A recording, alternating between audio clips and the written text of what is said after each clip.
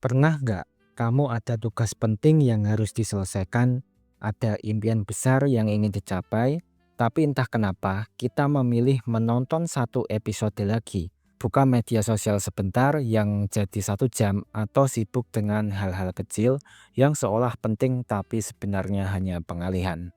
Dan akhirnya kita bertanya ke diri kita sendiri, kenapa sih aku terus menunda? Jawaban dari pertanyaan itu tidak sesederhana karena kamu malas, aku malas, atau karena hanya kata malas aja.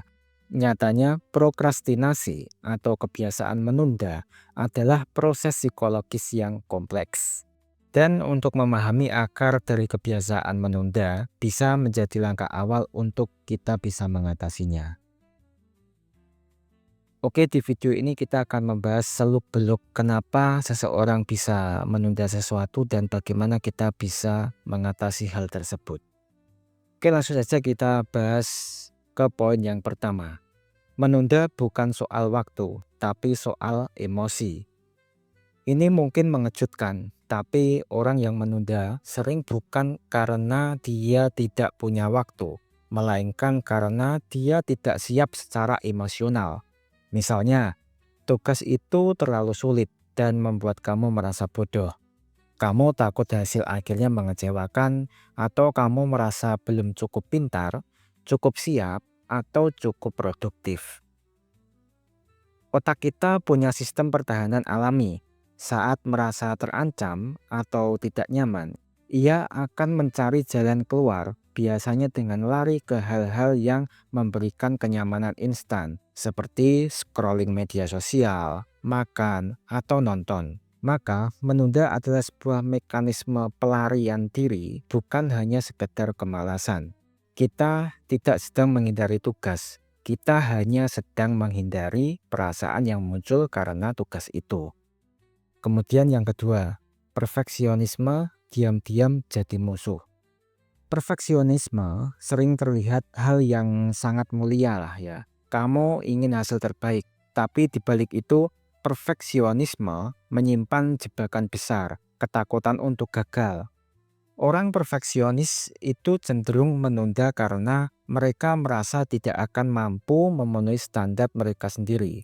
Kemudian, mereka ingin sempurna dan menunggu waktu yang ideal untuk memulai. Masalahnya, waktu yang ideal itu hampir tidak pernah datang.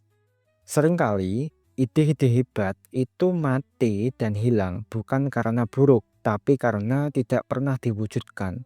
Perfeksionisme mengikat tangan kita dengan ketakutan, lalu menyamar jadi alasan logis untuk kita tidak pernah mengerjakan sesuatu tersebut.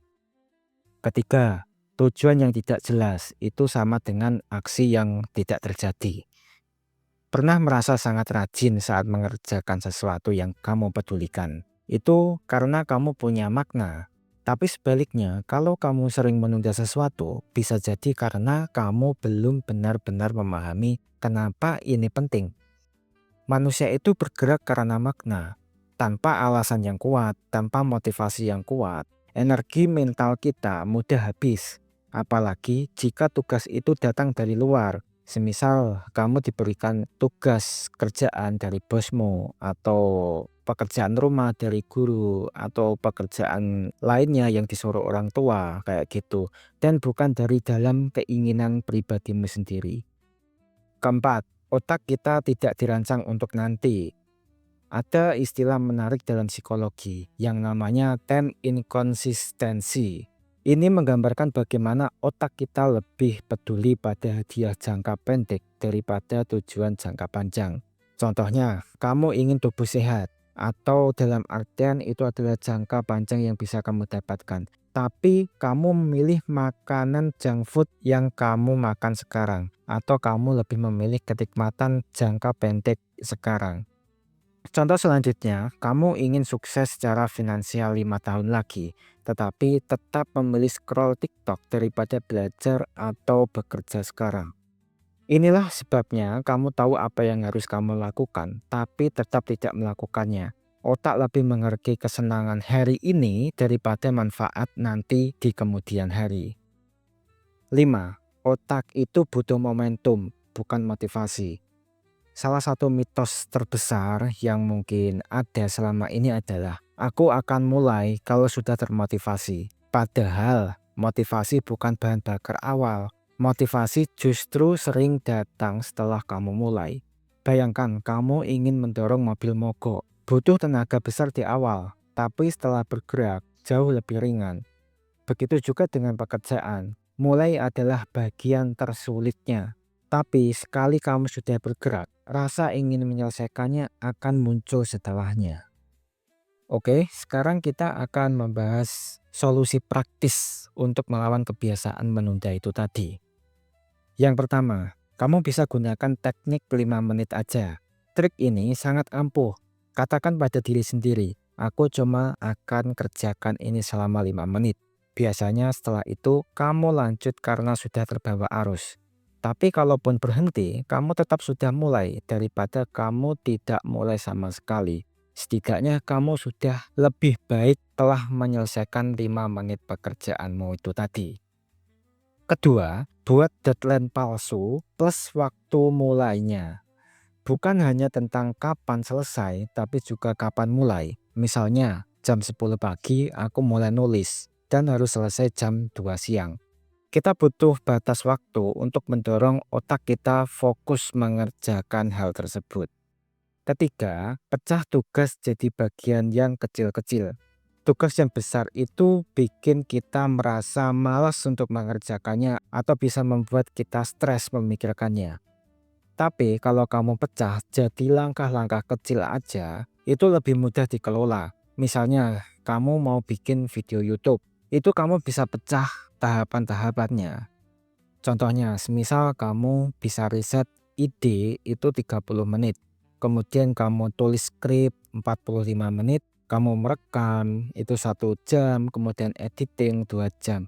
Nah, hal besar itu tadi bila kamu pecah menjadi bagian-bagian seperti yang saya sebutkan tadi, itu akan bisa merangsang kamu untuk bisa mengerjakan itu karena otak akan menganggap itu hal-hal logis dan mudah untuk bisa dikerjakan.